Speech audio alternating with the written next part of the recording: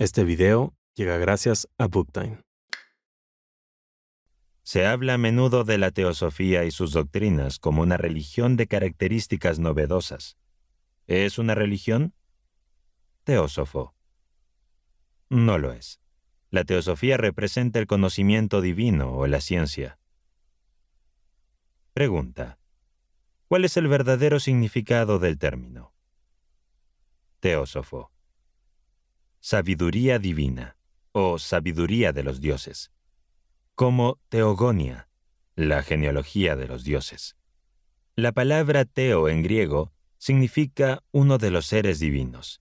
Ciertamente no Dios, en el sentido contemporáneo.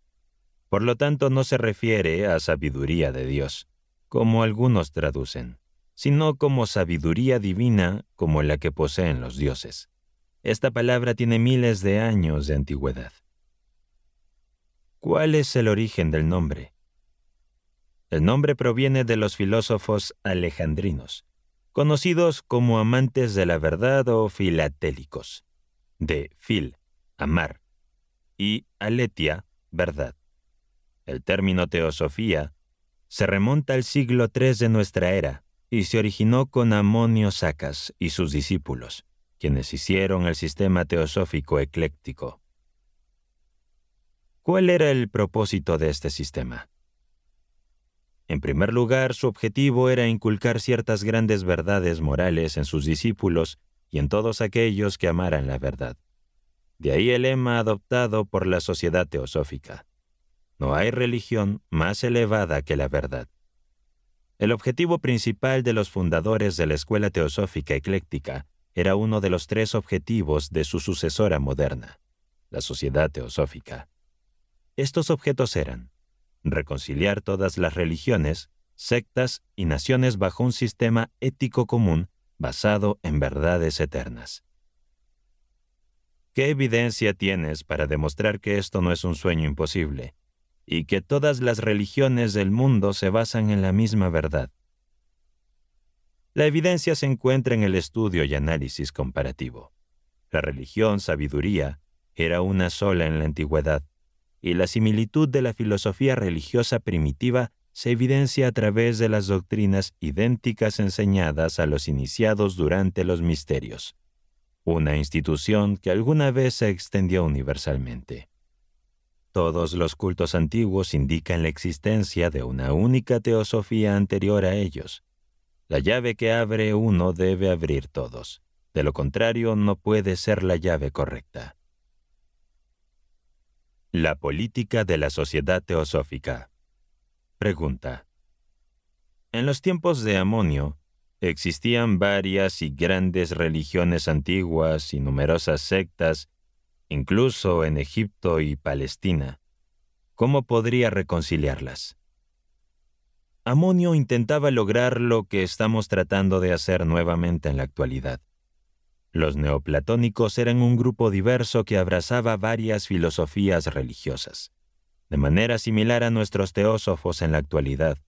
En aquella época, el judío Aristóbulo sostenía que la ética de Aristóteles representaba las enseñanzas esotéricas de la ley de Moisés.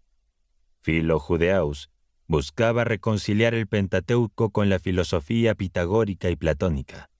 Y Josefo demostraba que los esenios de Carmelo eran simplemente los copistas y los seguidores de la terapeutae egipcios, los curanderos. Esto es análogo a nuestros días. Podemos rastrear la línea de decencia de cada religión cristiana, así como de cada secta, incluso la más pequeña. Estas últimas son como ramitas o brotes que crecen en las ramas más grandes, pero todos provienen del mismo tronco: la sabiduría religión.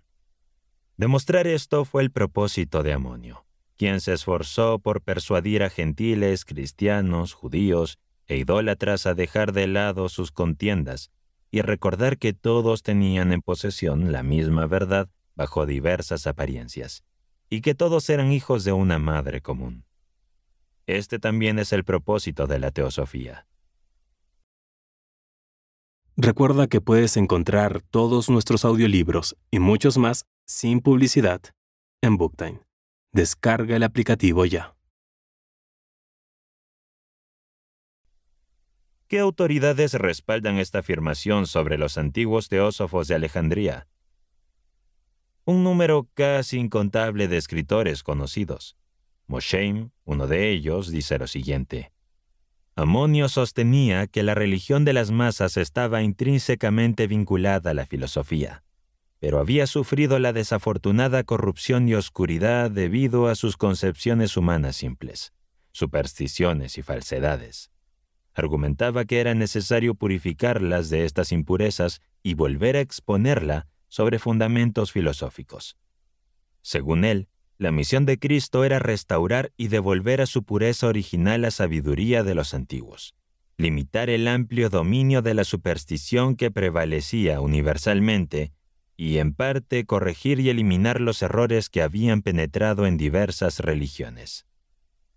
Esto es precisamente lo que afirmaban los teósofos modernos. Sin embargo, mientras el gran Filaleteo recibió apoyo y ayuda en su enfoque político de dos padres de la Iglesia, Clemente y Atenágoras, así como de los eruditos rabinos de la sinagoga, la academia y de las arboledas, y enseñó una doctrina común para todos, nosotros, sus seguidores, en la misma línea, no recibimos reconocimiento alguno. En cambio, enfrentamos abusos y persecuciones. Esto demuestra que las personas de hace 1500 años eran más tolerantes que en este siglo ilustrado.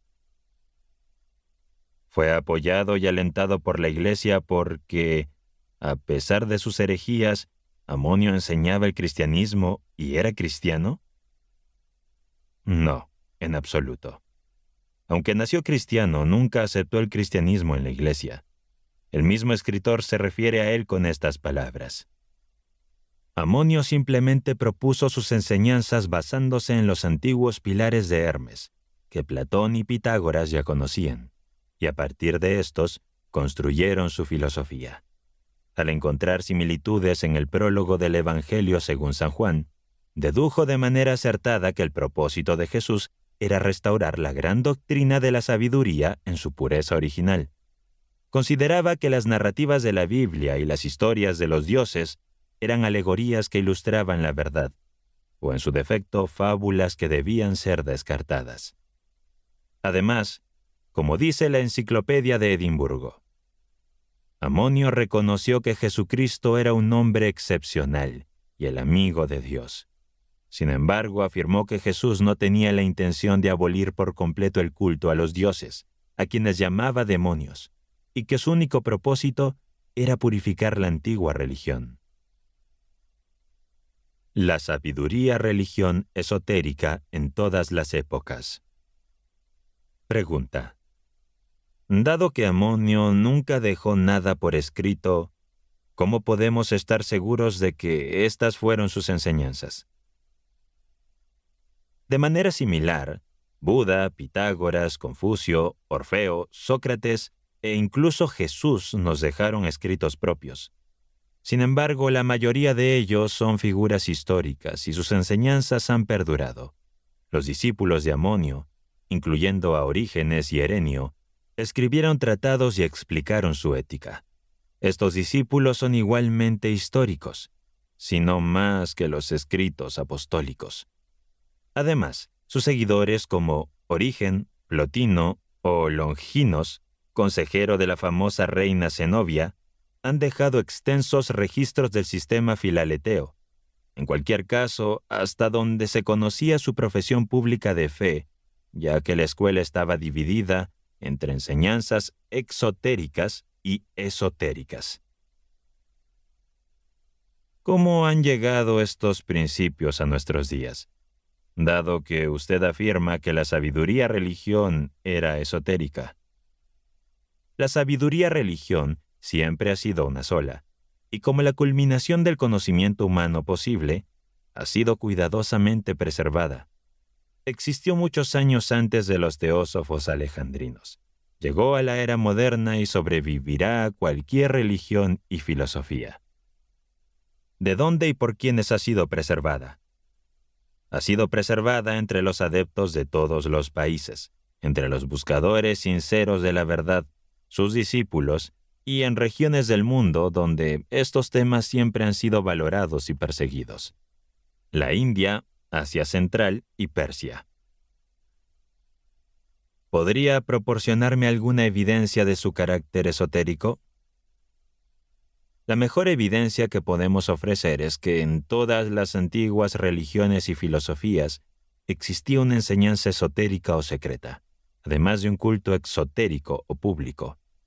Un hecho ampliamente conocido es que los misterios de las civilizaciones antiguas comprendían tanto los misterios mayores, secretos, como los misterios menores, públicos, en cada nación. Por ejemplo, las celebraciones llamadas Eleusinia, en Grecia, desde los hierofantes de Somatracia, egipcio, y los brahmanes iniciados de la antigua India, hasta los últimos rabinos hebreos, todos resguardaban sus verdaderas creencias de buena fe en secreto, por temor a la profanación. Los rabinos judíos llamaron a su serie religiosa secular el Merkabah, el cuerpo exterior, el vehículo o la cubierta que contenía el alma oculta, es decir, su conocimiento secreto más elevado. Ninguna de las civilizaciones antiguas transmitía sus verdaderos secretos filosóficos a las masas a través de sus sacerdotes. Solo les proporcionaban las apariencias externas. En el budismo del norte, encontramos el vehículo mayor y el vehículo menor, conocidos como las escuelas Mahayana, esotérica, y Hinayana, exotérica. Este secretismo no debe sorprender, ya que sería absurdo alimentar a un rebaño de ovejas con disertaciones botánicas en lugar de hierba.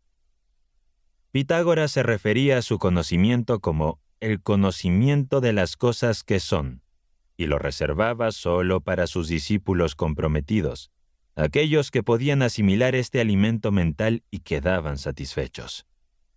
Los comprometía en silencio y al secreto. Los alfabetos ocultos y las cifras secretas se desarrollaron a partir de las antiguas escrituras jeroglíficas egipcias, cuyo conocimiento secreto estaba en manos solo de los hierogramáticos, los sacerdotes egipcios iniciados. Amonio Sacas, según sus biógrafos, obligaba a sus alumnos mediante un juramento a no divulgar sus enseñanzas superiores, excepto a aquellos que ya habían sido instruidos en los conocimientos preliminares, y también estaban comprometidos por un juramento. Incluso en el cristianismo primitivo, entre los gnósticos y en las enseñanzas de Cristo, encontramos este mismo principio. Cristo hablaba a las multitudes en parábolas con un doble sentido y explicaba su significado solo a sus discípulos. A ustedes se les ha dado a conocer los misterios del reino de los cielos, pero a los que están fuera, todas estas cosas se hacen en parábolas. Marcos 4:11. Los esenios de Judea y del Carmelo también seguían un esquema similar, dividiendo a sus seguidores en neófitos, hermanos y perfectos o iniciados. Podríamos proporcionar ejemplos similares de todas las culturas en este sentido. Pregunta: ¿es posible alcanzar la sabiduría secreta simplemente a través del estudio? Las enciclopedias definen la teosofía de manera similar al diccionario Webster, como una supuesta relación con Dios y los espíritus superiores, y la consecuente obtención de conocimientos sobrehumanos por medios físicos y procesos químicos. ¿Es esto correcto? No lo creo. Además, ningún lexicógrafo podría explicar de manera razonable, ni a sí mismo ni a los demás, cómo se puede obtener conocimiento sobrehumano a través de estos procesos físicos o químicos. Si Webster hubiera dicho, por procesos metafísicos y alquímicos, la definición sería aproximadamente correcta, pero tal como está es absurda. Tanto los teósofos antiguos como los teósofos modernos afirmaban que lo infinito no puede ser conocido por lo finito, es decir, que no puede ser percibido por el yo finito, pero que la esencia divina podía ser comunicada al yo espiritual superior en un estado de éxtasis. Esta condición difícilmente se puede alcanzar, como el hipnotismo, a través de medios físicos y químicos. ¿Cuál es su explicación? El éxtasis real, según lo definido por Plotino, es la liberación de la mente de su conciencia finita, convirtiéndose en uno e identificado con el infinito. Esta es la condición más elevada, pero el profesor Wilder señala que no es de duración permanente y solo unos pocos la alcanzan. De hecho, es idéntica al estado conocido en la India como samadhi. Los yogis practican samadhi, facilitándolo físicamente mediante la mayor abstinencia de comida y bebida, y mentalmente a través de su esfuerzo constante para purificar y elevar la mente. La meditación implica una oración silenciosa y sin palabras, o como la escribió Platón, el giro ardiente del alma hacia lo divino, no para pedir un bien particular, como en el sentido común de la oración, sino por el bien en sí mismo, por el bien supremo universal, del cual todos formamos parte en la tierra y del cual todos hemos surgido. Por lo tanto, añade Platón, permanece en silencio en presencia de los divinos, hasta que te quiten las nubes de tus ojos y te permitan ver por la luz que emana de ellos mismos, no lo que te parece bueno, sino lo que es intrínsecamente bueno. Entonces, ¿la teosofía no es, como afirman algunos, un esquema recientemente ideado? Solo los ignorantes pueden referirse a ella de esa manera. Es tan antigua como el mundo, no solo en sus enseñanzas y ética, sino también en su nombre, ya que es el sistema más amplio y universal de todos. ¿Cómo es entonces que la teosofía ha permanecido tan desconocida para las naciones del hemisferio occidental? Porque debería haber sido un libro sellado para las razas que se consideran más cultas y avanzadas. Creemos que hubo naciones en tiempos pasados que eran igualmente cultas y ciertamente más avanzadas espiritualmente que nosotros. Sin embargo, existen varias razones para esta voluntaria ignorancia. Una de ellas fue expresada por San Pablo a los cultos atenienses: la pérdida, a lo largo de muchos siglos, de la verdadera visión espiritual y del interés en ella, debido a su excesiva dedicación a los placeres sensoriales y su prolongada esclavitud a la letra muerta del dogma y el ritualismo. Pero la razón principal es que la verdadera teosofía siempre se ha mantenido en secreto. Ha proporcionado pruebas de que ha existido tal secreto, pero ¿cuál fue la verdadera causa de ello? Las causas fueron las siguientes. En primer lugar, la perversidad de la naturaleza humana promedio y de su egoísmo, que siempre tienden hacia la satisfacción de los deseos personales a expensas de los demás y la familia. A estas personas nunca se les podría confiar los secretos divinos. En segundo lugar, su falta de fiabilidad para evitar la profanación del conocimiento sagrado y divino. Esto condujo a la distorsión de las verdades y símbolos más sublimes, y a la gradual transformación de las cosas espirituales en imágenes antropomórficas, concretas y toscas, es decir, a la reducción de la idea de Dios y la idolatría. La teosofía no es el budismo. Pregunta. A menudo se les denomina budistas esotéricos. ¿Son entonces todos ustedes seguidores de Buda Gautama? No más que todos los músicos son seguidores de Wagner.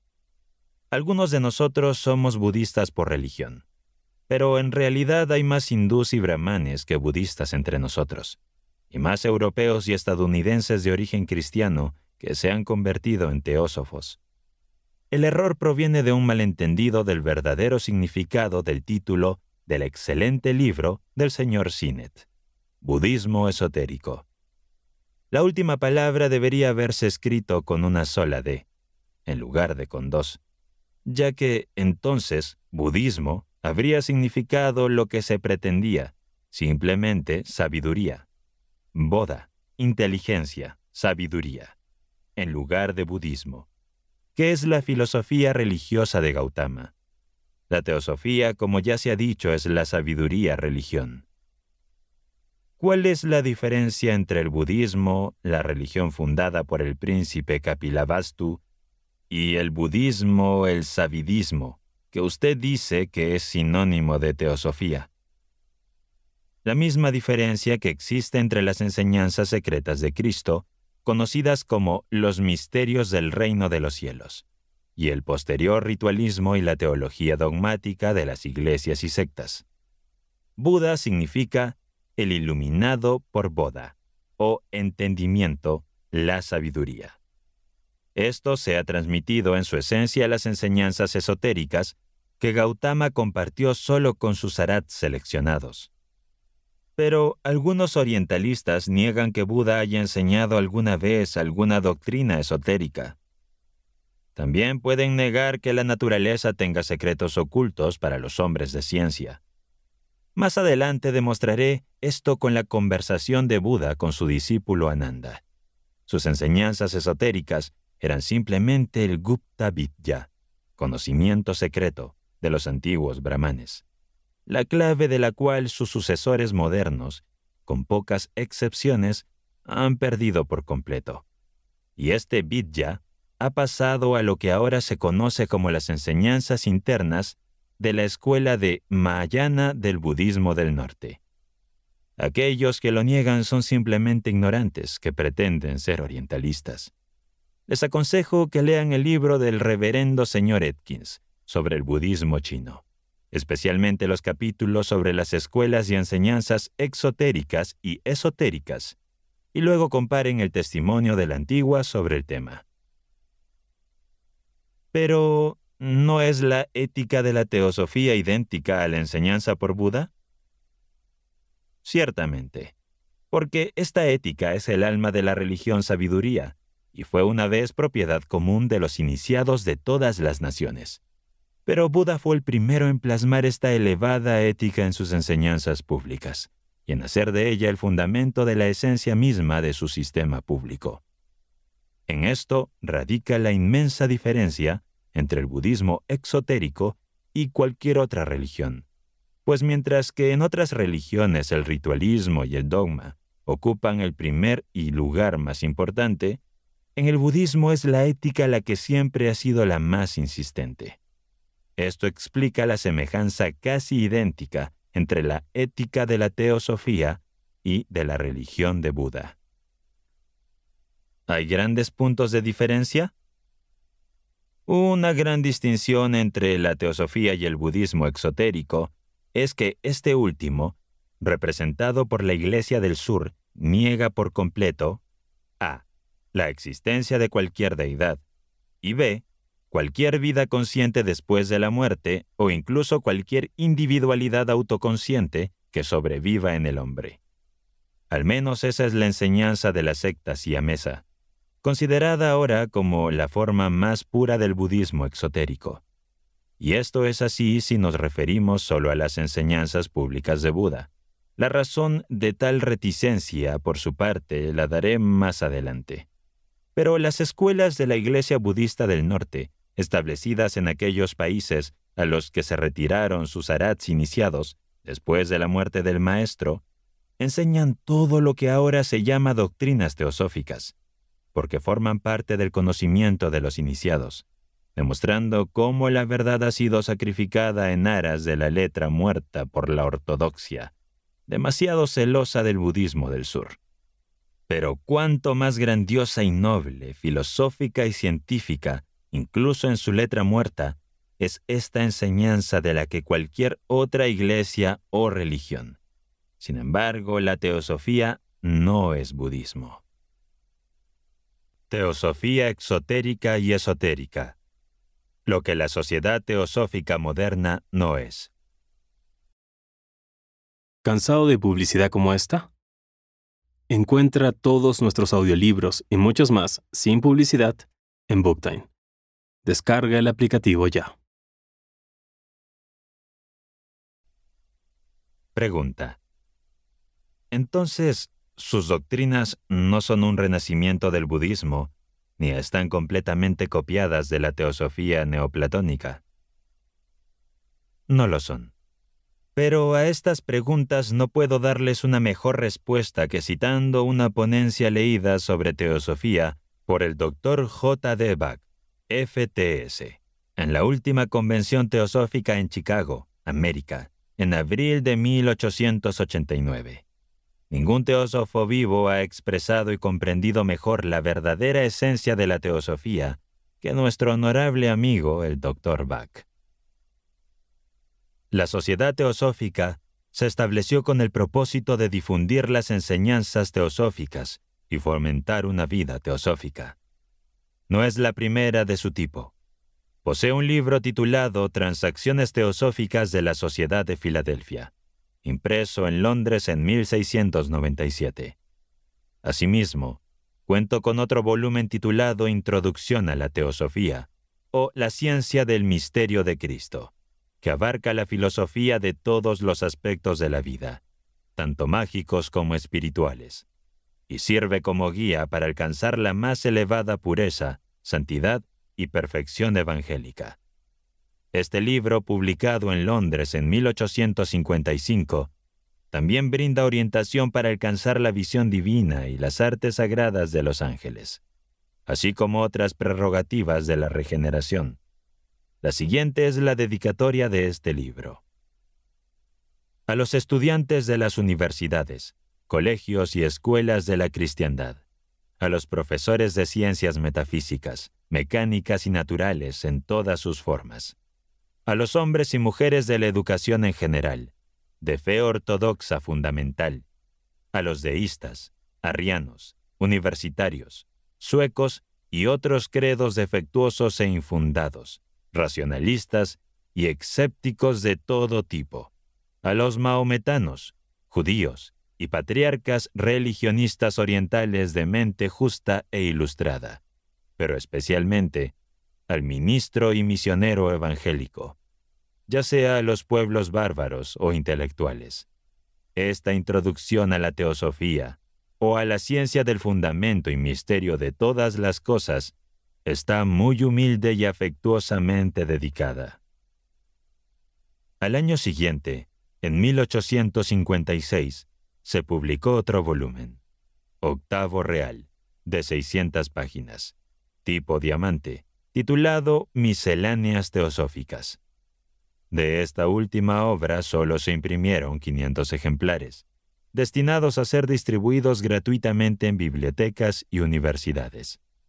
Estos primeros movimientos, de los cuales hubo muchos, surgieron dentro de la Iglesia con personas de gran devoción, seriedad y carácter intachable. Todos estos escritos se presentaban de manera ortodoxa, utilizando expresiones cristianas, y al igual que los escritos del eminente eclesiástico William Lowe, se distinguían principalmente por su gran seriedad y piedad. Eran simplemente intentos de desentrañar y explicar los significados más profundos y el sentido original de las escrituras cristianas, así como de ilustrar y desarrollar la vida teosófica. Estas obras fueron pronto olvidadas y ahora son generalmente desconocidas. Intentaron reformar el clero y avivar la genuina devoción, pero nunca fueron bien recibidas. Una sola palabra, herejía, fue suficiente para relegarlas al olvido, como sucedió con todas las utopías de este tipo. En la época de la Reforma, Juan Reuchlin hizo un intento similar con el mismo resultado, a pesar de ser amigo íntimo y de confianza de Lutero. La ortodoxia nunca buscó ser iluminada e informada. Estos reformadores fueron advertidos, al igual que Pablo por Festo, de que su búsqueda de conocimiento los había llevado al borde de la locura y que seguir adelante sería peligroso. Más allá de la verborrea, que en parte era resultado de hábitos y educación de estos escritores, y en parte debido a las restricciones religiosas impuestas por el poder secular, llegamos al meollo del asunto.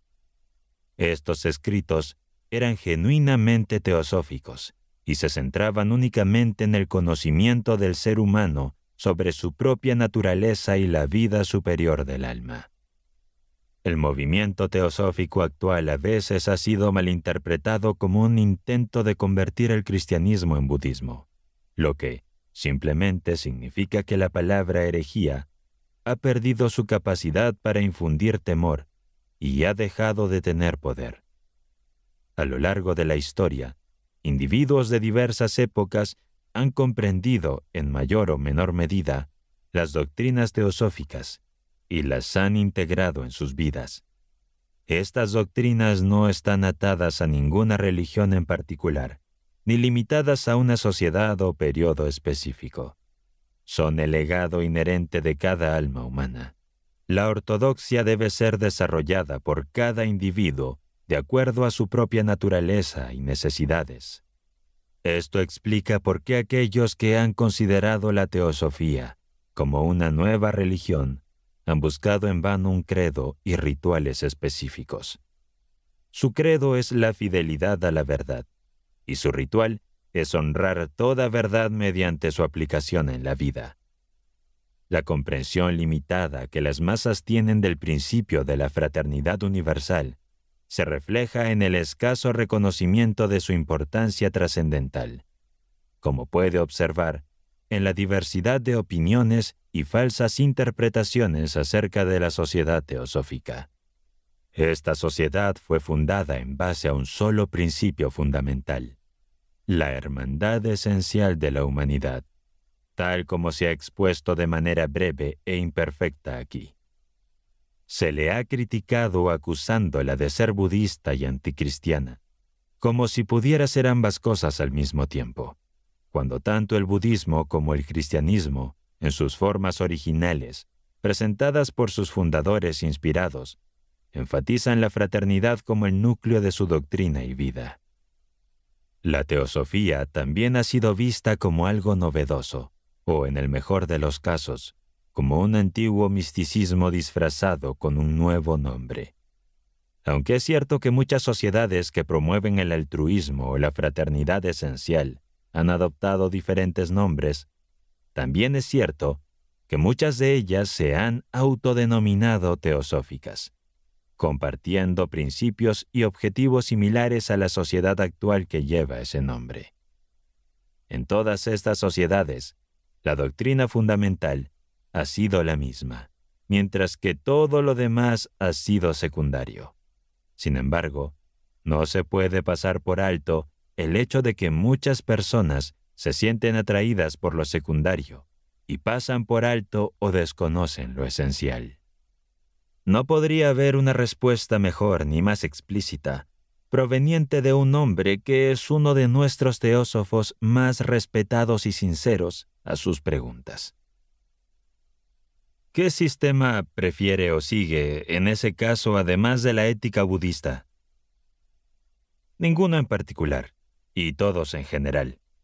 No nos aferramos a ninguna religión ni a ninguna filosofía en particular. En su lugar, tomamos lo bueno que encontramos en cada una. Sin embargo, es importante señalar que, al igual que otros sistemas antiguos, la teosofía se divide en secciones exotéricas y esotéricas. ¿Cuál es la diferencia? Los miembros de la sociedad teosófica en su conjunto son libres de profesar cualquier religión o filosofía que elijan, o incluso ninguna si así lo desean, siempre y cuando estén en sintonía con al menos uno de los 3 objetivos de la asociación y estén dispuestos a trabajar en su realización. La sociedad es un cuerpo filantrópico y científico dedicado a difundir la idea de la hermandad en la práctica más que en la teoría. Los miembros pueden ser cristianos, musulmanes, judíos, parsis, budistas, brahmanes, espiritistas, materialistas o de cualquier otra creencia. Lo importante es que cada miembro debe ser un filántropo, un erudito, un investigador de la literatura aria y de otras literaturas antiguas, o un estudiante de los fenómenos psíquicos. En resumen, cada miembro debe contribuir, en la medida de lo posible, a la realización de al menos uno de los objetivos del programa. De lo contrario, no hay razón para ser un compañero. Esta es la naturaleza de la mayoría de la sociedad exotérica, compuesta por miembros afiliados y no afiliados. Estos miembros pueden o no convertirse en teósofos de facto.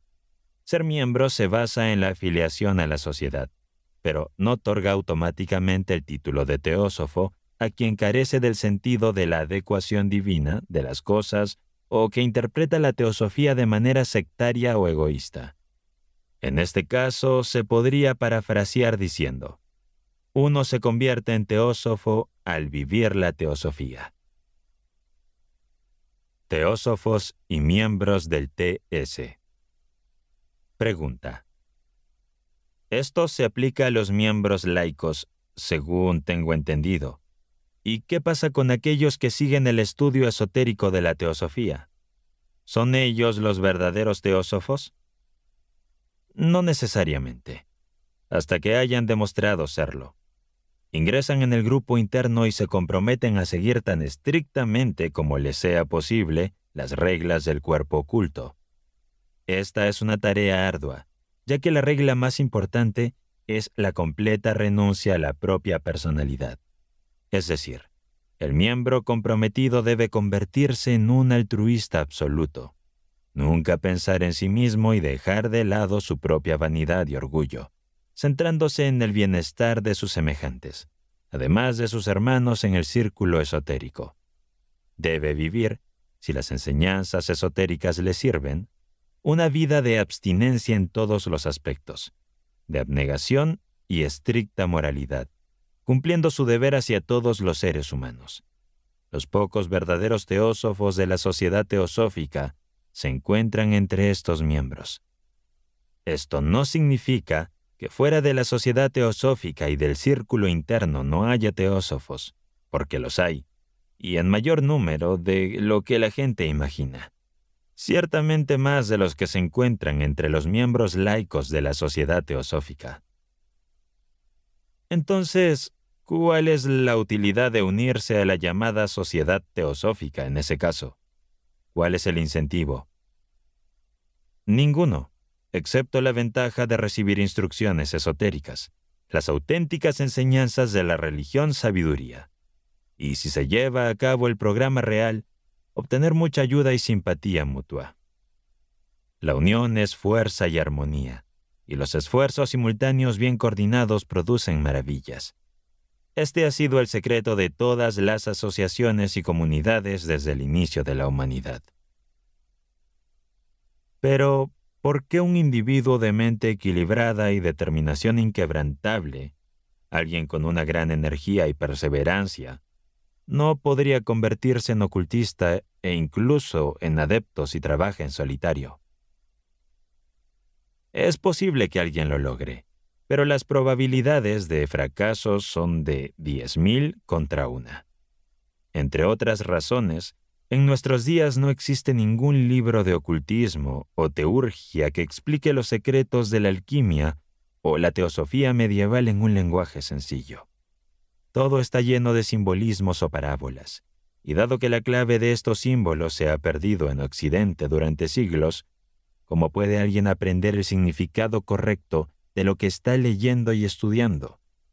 Aquí radica el mayor peligro, que lleva a la magia negra inconsciente o a la mediocridad más impotente. Cualquier persona que no tenga un iniciado como maestro estaría mejor dejando de lado este peligroso estudio. Solo tienes que mirar a tu alrededor y observar, mientras 2/3 de la sociedad civilizada ridiculizan la mera idea de que haya algo en la teosofía, el ocultismo, el espiritualismo o la cábala. El otro tercio está formado por individuos de los grupos más diversos y opuestos. Algunos creen en lo místico e incluso en lo sobrenatural, pero cada uno tiene su propia interpretación. Otros se lanzan solos al estudio de la cábala, el psiquismo, el mesmerismo, el espiritismo o alguna forma de misticismo. El resultado es que no hay dos personas que piensen igual, que estén de acuerdo en algún principio oculto fundamental, aunque muchos proclaman ser poseedores del conocimiento definitivo y pretenden ser verdaderos adeptos. No solo no hay un conocimiento preciso y científico del ocultismo disponible en Occidente, ni siquiera la verdadera astrología, la única rama del ocultismo que tiene leyes y un sistema definidos en sus enseñanzas exotéricas. Además, nadie tiene una comprensión adecuada del verdadero ocultismo. Algunos limitan la sabiduría antigua a la cábala y al zohar judío, que cada uno interpreta de acuerdo a su propia comprensión de los métodos rabínicos. Otros consideran a Swedenborg o a Boehm como las últimas expresiones de la sabiduría más elevada, mientras que algunos vuelven a ver en el mesmerismo el gran secreto de la magia antigua. Todos aquellos que siguen sus teorías rápidamente se desvían hacia la magia negra debido a la ignorancia, y aquellos afortunados que la evitan carecen de pruebas o criterios para distinguir entre lo verdadero y lo falso. Debemos entender que el grupo interno de la sociedad teosófica aspira a aprender lo que hace a verdaderos iniciados o maestros de la sabiduría esotérica. No directamente. La presencia física de tales maestros no es necesaria. Es suficiente que instruyan a algunos de aquellos que han estudiado bajo su dirección durante años y han dedicado toda su vida a su servicio. Luego, a su vez, estos pueden transmitir el conocimiento impartido a otros que no tuvieron tal oportunidad. Una porción de las verdaderas ciencias es mejor que una masa de aprendizaje no digerido y mal entendido. Una onza de oro vale más que una tonelada de polvo. Pero, ¿cómo se puede saber si esa onza de oro es real o simplemente una falsificación? Un árbol se conoce por sus frutos, un sistema por sus resultados. Cuando nuestros oponentes sean capaces de demostrar que algún estudiante solitario de ocultismo a lo largo de la historia se ha convertido en un santo adepto como Amonio Sacas, o incluso en un Plotino, o en un teurgo como Iamblichus, o que ha logrado hazañas como las que atribuyen a San Germán, sin la guía de ningún maestro, y todo esto sin ser un médium, un psíquico autoengañado o un charlatán, entonces nos veremos obligados a admitir que estamos equivocados. Pero hasta que eso ocurra, los teósofos preferimos seguir la ley probada de la tradición de la ciencia sagrada. Existen místicos que han realizado importantes descubrimientos en química y ciencias físicas, casi rozando la alquimia y el ocultismo. Otros, con la ayuda de su genio, han redescubierto partes o incluso la totalidad de los alfabetos perdidos del lenguaje de los misterios, y por lo tanto, son capaces de leer correctamente los pergaminos hebreos. También hay videntes que han vislumbrado maravillosamente los secretos ocultos de la naturaleza. Sin embargo, todos ellos son especialistas en sus respectivos campos. Uno es inventor teórico, otro un cabalista sectario, un tercero un Swedenborg de la era moderna que niega todo lo que no se ajusta a su ciencia o religión particular. Ninguno de ellos puede jactarse de haber producido un beneficio universal o incluso nacional, ni siquiera para sí mismo, con excepción de algunos curanderos de esa clase que el Real Colegio de Médicos y Cirujanos llamaría curanderos. Ninguno ha ayudado con su ciencia a la humanidad o incluso a un número significativo de personas en su propia comunidad. ¿Dónde están los caldeos de antaño que realizaban curas maravillosas? No por medio de encantamientos, sino por medio de cosas simples. ¿Dónde está un Apolonio de Tiana que curaba a los enfermos y resucitaba a los muertos en cualquier clima y circunstancia?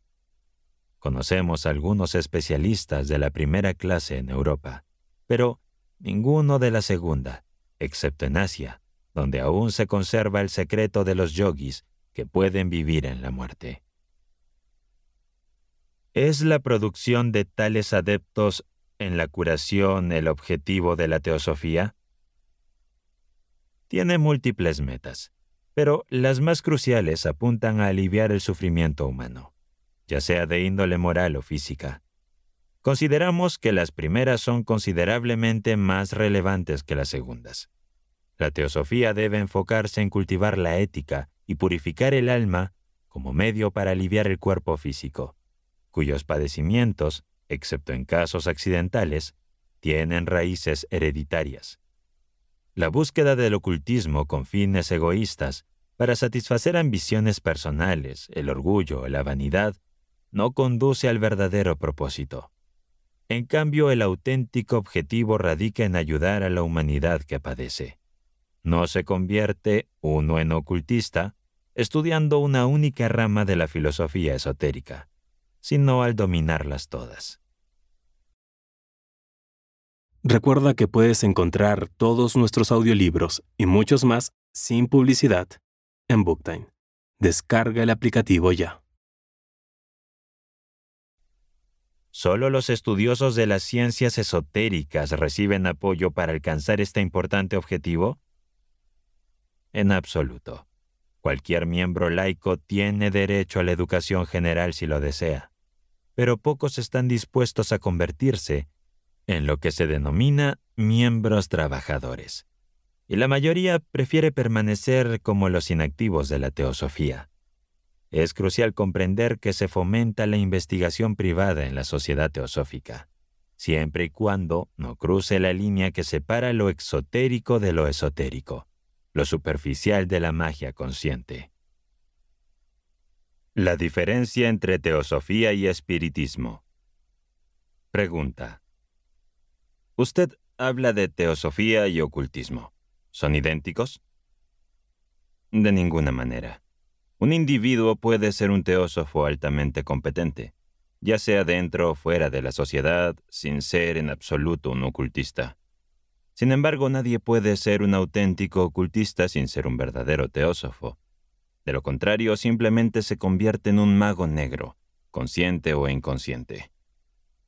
¿Qué quiere decir con eso? Como mencioné anteriormente, un genuino teósofo debe vivir de acuerdo con los más elevados principios morales, esforzarse por experimentar la unidad con toda la humanidad y dedicarse constantemente al servicio de los demás. Por otro lado, si un ocultista no sigue estos preceptos, actuará egoístamente en beneficio propio. Si ha adquirido un mayor poder práctico que las personas comunes, se convierte en un enemigo mucho más peligroso para el mundo y para aquellos que le rodean que el ciudadano promedio. Esto es evidente. Entonces, ¿un ocultista es simplemente alguien que posee más poder que otros? Mucho más que eso. Si es un ocultista auténtico y verdaderamente erudito, no solo en nombre. Las ciencias ocultas no son como se describen en las enciclopedias, como esas disciplinas imaginarias de la Edad Media relacionadas con la supuesta influencia de cualidades ocultas o poderes sobrenaturales, como la alquimia, la magia, la migromancia y la astrología. Son ciencias reales, contemporáneas y sumamente poderosas. Revelan los secretos ocultos de la naturaleza, desarrollan y cultivan las capacidades latentes en el ser humano, otorgándole una ventaja significativa sobre aquellos que son menos informados. El hipnotismo, que ahora se considera un tema de investigación científica seria, es un ejemplo destacado. Fue descubierto casi por accidente, tras la preparación previa que proporcionaba el mesmerismo. Un hipnotizador hábil puede lograr casi cualquier cosa con este poder, desde hacer que alguien se comporte de manera ridícula hasta inducirlo a cometer un delito, a menudo por influencia del propio hipnotizador y en su beneficio.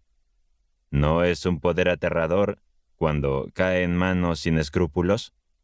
Además, tengan en cuenta que esto solo es una de las ramificaciones menores del ocultismo. Pero, ¿no consideran las personas más cultas y educadas todas estas ciencias ocultas, la magia y la hechicería, como vestigios de la antigua ignorancia y superstición? Permíteme recordarte que tu observación tiene dos perspectivas. Aquellos que se consideran más cultos y eruditos también ven el cristianismo y a otras religiones como reliquias de la ignorancia y la superstición. La gente en general está comenzando a creer en el hipnotismo en la actualidad, y algunos, incluso entre los más educados, muestran interés en la teosofía y los fenómenos. Sin embargo, ¿quién de ellos, excepto los predicadores y los fanáticos inquebrantables, confiesa creer en los milagros bíblicos? Aquí radica la diferencia crucial. Hay teósofos excelentes y de alta moral que pueden creer en lo sobrenatural, incluyendo los milagros divinos, pero ningún ocultista lo hará. Esto se debe a que un ocultista practica la teosofía de manera científica, basada en un conocimiento preciso de los secretos de la naturaleza. Por otro lado, un teósofo que practica los poderes considerados anormales sin la luz del ocultismo tiende hacia una forma peligrosa de mediumnidad. A pesar de sostener la teosofía y su más alto código ético, lo hace en la oscuridad, con fe sincera pero ciega. Cualquier persona, ya sea teósofo o espiritista, que intente desarrollar alguna de las ramas de la ciencia oculta, como el hipnotismo, el mesmerismo, o incluso los secretos detrás de la producción de fenómenos físicos, se asemeja a un barco sin timón en medio de un océano tormentoso, sin conocimiento del fundamento filosófico de estos poderes. La diferencia entre teosofía y espiritismo. Pregunta: ¿no cree en el espiritismo? Si por espiritismo se entiende la explicación que los espiritistas dan a ciertos fenómenos anormales, entonces definitivamente no lo compartimos. Afirmamos categóricamente que estas manifestaciones no son causadas por los espíritus de los difuntos, generalmente parientes, que, según ellos, regresan a la tierra para comunicarse con sus seres queridos. Negamos esto rotundamente. Sostenemos que los espíritus de los fallecidos no pueden regresar a la tierra, salvo en casos raros, y su comunicación con los humanos es puramente subjetiva. Lo que se manifiesta objetivamente es simplemente el fantasma del antiguo cuerpo físico. Sin embargo, en el espiritismo psíquico, por así decirlo, espiritual, sí creemos firmemente. Entonces, ¿no rechaza el fenómeno? No, excepto cuando hay evidencia de fraude deliberado. ¿Cómo lo explica entonces? Hay muchas explicaciones posibles para estas manifestaciones mucho más complejas de lo que los espiritistas sugieren.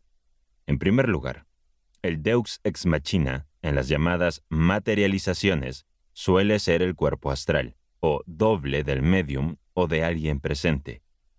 Este cuerpo astral también es responsable de fenómenos como la escritura en pizarra o las manifestaciones al estilo de los Davenport. Mencionaste normalmente. ¿Qué causa el resto de las veces? Eso depende de la naturaleza de las manifestaciones. A veces son los restos astrales y las cáscaras camalóquicas de personalidades difuntas, y en otras ocasiones pueden ser elementales. Espíritu es una palabra con múltiples significados. No estoy seguro de que los espiritistas intentan transmitir con este término, pero lo que entendemos que afirman es que los fenómenos físicos son producidos por el ego reencarnante, la individualidad espiritual e inmortal. Y esta hipótesis la rechazamos completamente. La conciencia individual de los desencarnados no puede materializarse ni regresar desde su propio plano mental devachánico al plano objetivo terrestre.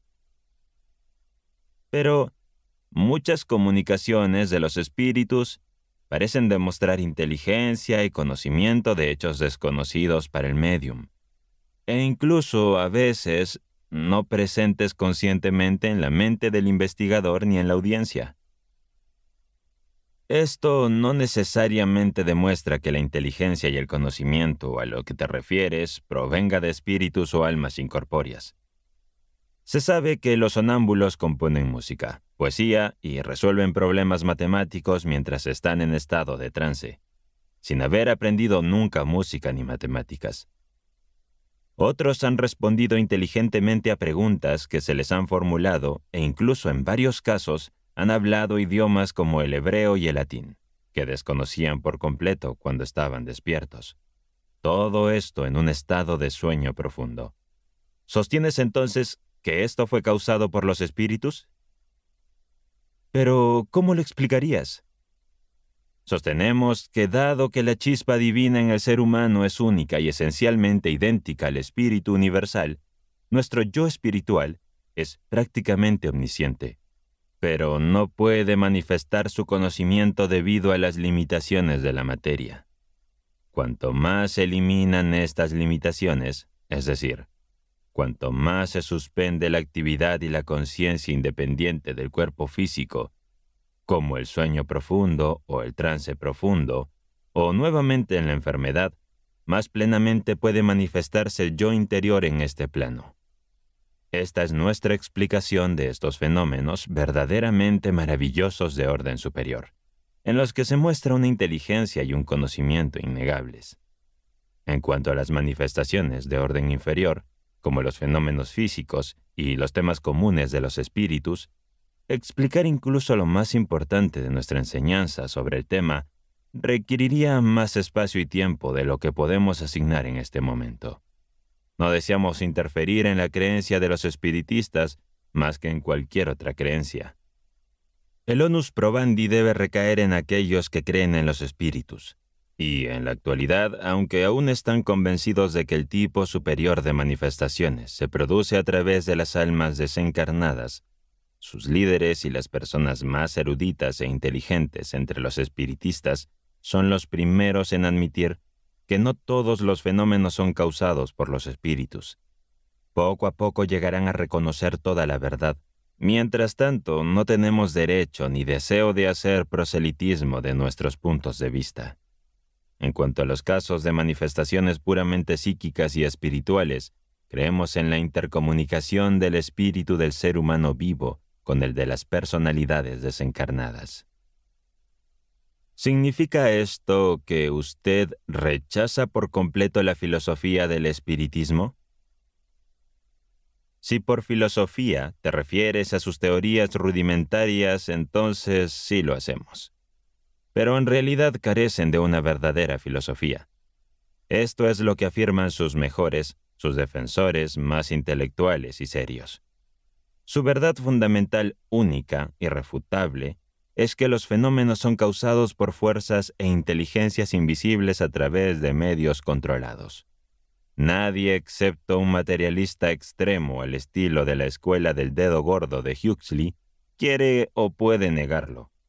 Sin embargo, en cuanto a su filosofía, permíteme leer lo que el hábil redactor de la revista Light, M.A. Oxon, uno de los pocos espiritistas filosóficos, tiene que decir sobre su falta de organización y su fanatismo ciego.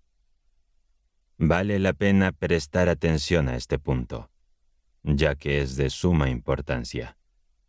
Poseemos una experiencia y conocimiento junto a los cuales todos los demás saberes parecen comparativamente insignificantes.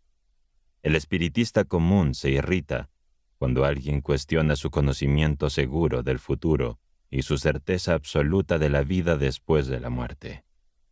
Mientras que otros han explorado el incierto futuro con cautela, él avanza con seguridad, como si tuviera un mapa y conociera su camino. Donde otros se han detenido en aspiraciones piadosas o se han conformado con una fe heredada, él presume saber lo que otros solo creen, y que con sus abundantes pruebas puede complementar la fe de quienes se desvanecen, basados solo en la esperanza. Es grandioso en su enfoque de las expectativas más profundas de la humanidad. Parece decir, ustedes esperan lo que yo puedo demostrar. Aceptan una creencia tradicional en lo que puedo demostrar de manera experimental, utilizando el método científico más riguroso. Las viejas creencias se están desmoronando. Abandonen y deslíguense de ellas. Contienen tanto falsedad como verdad. Solo construyendo sobre una base sólida de hechos demostrados, podrán edificar una superestructura estable. A su alrededor, las antiguas creencias se están desmoronando. Eviten el choque y salgan de ese camino. Cuando uno tiene trato práctico con esta persona tan destacada, ¿cuál es el resultado? Es algo sorprendente y al mismo tiempo decepcionante. Está tan seguro de su perspectiva que no se molesta en comprender la interpretación que otros hacen de sus acciones. La sabiduría acumulada a lo largo de los siglos ha intentado explicar lo que él considera, con razón, como probado. Sin embargo, él no le presta atención a estas investigaciones pasadas. Incluso no está completamente de acuerdo con sus propios colegas espiritistas. Esto recuerda la historia del antiguo escocés que, junto con su esposo, formaba una iglesia. Tenía las llaves exclusivas del cielo, o más bien, ella las tenía, ya que no estaba segura acerca de Jamié. De manera similar, las diversas sectas y subsectas de los espiritistas se miran entre sí con incertidumbre. Una vez más, la experiencia colectiva de la humanidad demuestra que la unión fortalece mientras que la desunión debilita. Trabajar hombro a hombro, con entrenamiento y disciplina, convierte a un grupo en un ejército, y cada individuo puede enfrentarse a 100 personas no entrenadas. La organización en cada área de trabajo humano significa éxito, eficiencia, ahorro de tiempo y esfuerzo, beneficio y crecimiento. La falta de método, la ausencia de un plan, el trabajo desorganizado, la energía irregular y el esfuerzo sin disciplina significan fracaso. La voz de la humanidad confirma esta verdad. ¿Acepta el espiritista este veredicto y actúa en consecuencia? Claramente no. Se niega a organizarse. Se considera una ley para sí mismo y una molestia para sus semejantes. Luz, 22 de junio de 1889. Pregunta. Me informaron de que la Sociedad Teosófica se fundó originalmente para combatir el espiritismo y la creencia en la supervivencia de la individualidad en el ser humano. ¿Es esto correcto? Estás mal informado. Todas nuestras creencias se basan en esa individualidad inmortal. Sin embargo, como muchos otros, confundes la personalidad con la individualidad. Los psicólogos occidentales no parecen haber establecido una distinción clara entre ambas. No obstante, esta diferencia es la clave para entender la filosofía oriental y es la raíz de la discrepancia entre las enseñanzas teosóficas y espiritistas. Aunque esto puede generar más hostilidad entre algunos espiritistas, debo afirmar que la teosofía es el verdadero y puro espiritismo, mientras que el espiritismo moderno, tal como lo practican las masas, es simplemente un materialismo trascendental. Por favor, explique su idea de manera más clara. Lo que quiero decir es que, aunque nuestras enseñanzas insisten en la identidad del espíritu y la materia, y decimos que el espíritu es la materia potencial y la materia es simplemente el espíritu cristalizado, como el hielo es el vapor solidificado, afirmamos que la condición original y eterna de todo no es el espíritu, sino lo que podríamos llamar el metaespíritu. La materia visible y sólida es simplemente su manifestación periódica. Sostenemos que el término espíritu solo puede aplicarse a la verdadera individualidad. Pero, ¿cuál es la distinción entre esta verdadera individualidad y el yo o ego del que todos somos conscientes? Me informaron de que la Sociedad Teosófica se fundó originalmente para combatir el espiritismo y la creencia en la supervivencia de la individualidad en el ser humano. ¿Esto es correcto? Estás mal informado. Todas nuestras creencias se basan en esa individualidad inmortal. Sin embargo, como muchos otros, confundes la personalidad con la individualidad. Los psicólogos occidentales no parecen haber establecido una distinción clara entre ambas. No obstante, esta diferencia es la clave para entender la filosofía oriental, y es la raíz de la discrepancia entre las enseñanzas teosóficas y espiritistas. Aunque esto puede generar más hostilidad entre algunos espiritistas, debo afirmar que la teosofía es el verdadero y puro espiritismo. Mientras que el espiritismo moderno, tal como lo practican las masas, es simplemente un materialismo trascendental. Por favor, explique su idea de manera más clara. Antes de poder responderte debemos discutir sobre lo que entiendes por yo o ego. ¿Cansado de publicidad como esta? Encuentra todos nuestros audiolibros y muchos más sin publicidad en Booktime. Descarga el aplicativo ya. Distinguimos entre el simple hecho de la autoconciencia, el solo sentimiento de que yo soy yo, y el complejo pensamiento de que yo soy el señor Smith o la señora Brown, creyendo en una serie de nacimientos para el mismo ego o reencarnación. Esta distinción es el pivote fundamental de toda la idea. Como ves, el señor Smith significa realmente una serie de experiencias diarias engarzadas por el hilo de la memoria, y que forman lo que el señor Smith llama él mismo. Pero ninguna de estas experiencias es realmente el yo o el ego, ni le dan al señor Smith la sensación de que es él mismo, pues olvida la mayor parte de sus experiencias diarias, y éstas le producen la sensación de egoidad, solo mientras duran. Nosotros, los teósofos, distinguimos entre este conjunto de experiencias, que llamamos la falsa personalidad, por ser tan finita y evanescente, y aquel elemento en el hombre al que se debe el sentimiento de yo soy yo, es este yo soy yo lo que llamamos la verdadera individualidad, y decimos que este ego o individualidad representa, como un actor, muchos papeles en el escenario de la vida.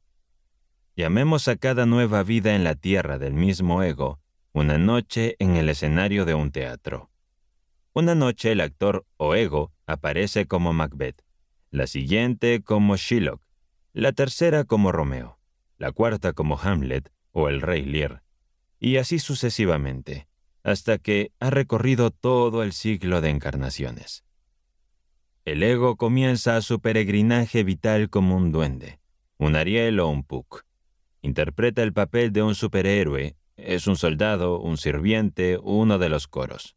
Luego asciende a papeles hablados, interpreta papeles principales, intercalados con papeles insignificantes, hasta que finalmente se retira del escenario como Próspero, el mago. Entiendo. Dices, entonces, que este verdadero ego no puede volver a la tierra después de la muerte. Pero seguramente el actor es libre si ha conservado el sentimiento de su individualidad de volver siquiera al escenario de sus antiguas acciones. Decimos que no, simplemente porque tal regreso a la tierra sería incompatible con cualquier estado de dicha sin paliativos después de la muerte, como estoy dispuesto a demostrar.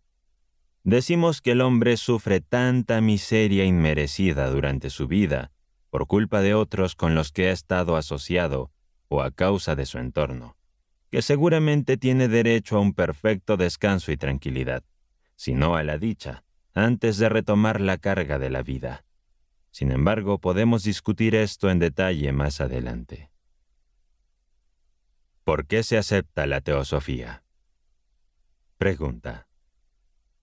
Comprendo hasta cierto punto, pero noto que sus enseñanzas son más complejas y metafísicas que el espiritismo o el pensamiento religioso actual.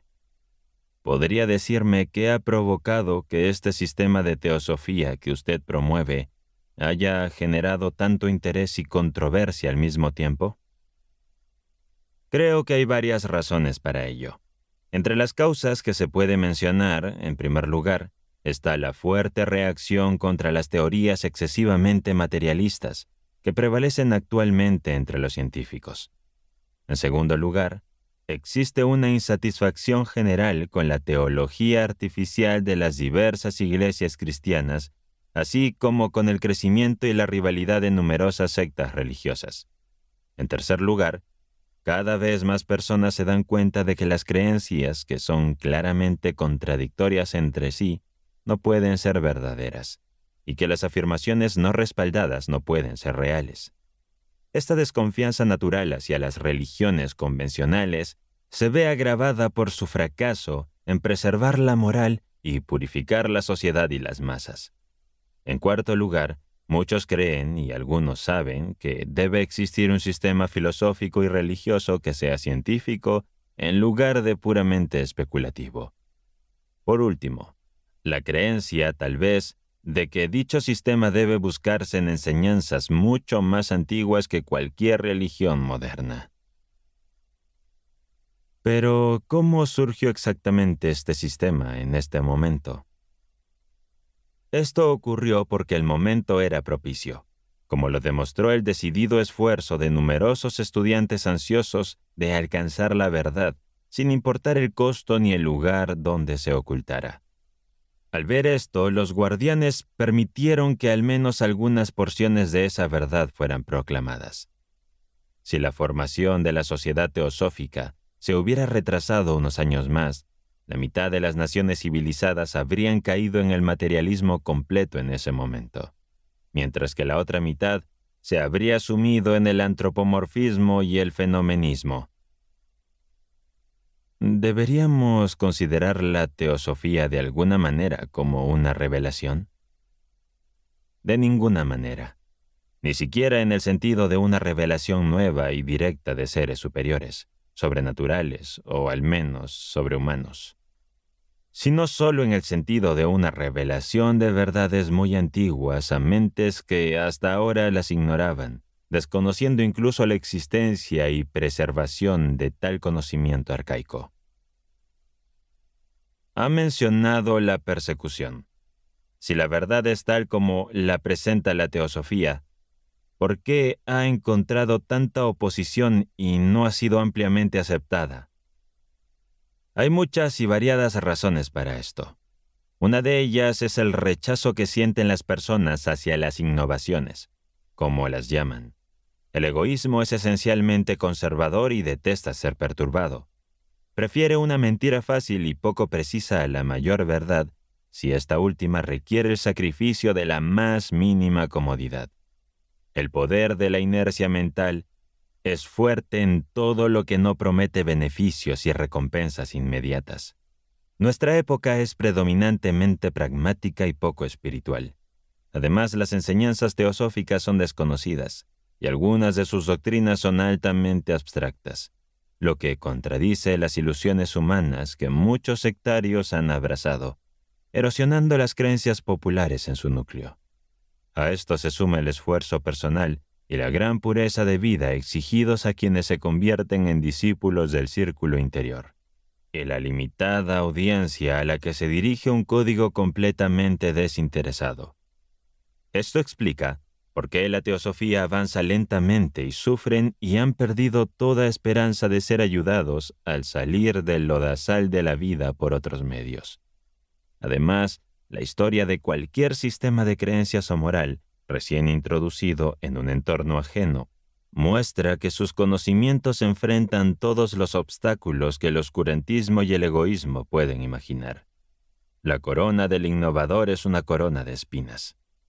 Derribar viejas y deterioradas estructuras no se logra sin riesgos. Todo esto se refiere más bien a la ética y a la filosofía de la ST. ¿Puede darme una idea general de la propia sociedad, su propósito y sus estatutos? Esto nunca se ha mantenido en secreto. Pregunta y recibirás respuestas precisas.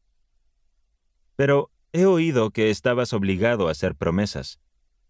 Solo en la sección arcana o esotérica. Y también que algunos miembros después de salir no se consideraban obligados por ellas. ¿Tienen razón? Esto demuestra que su concepto de honor es imperfecto.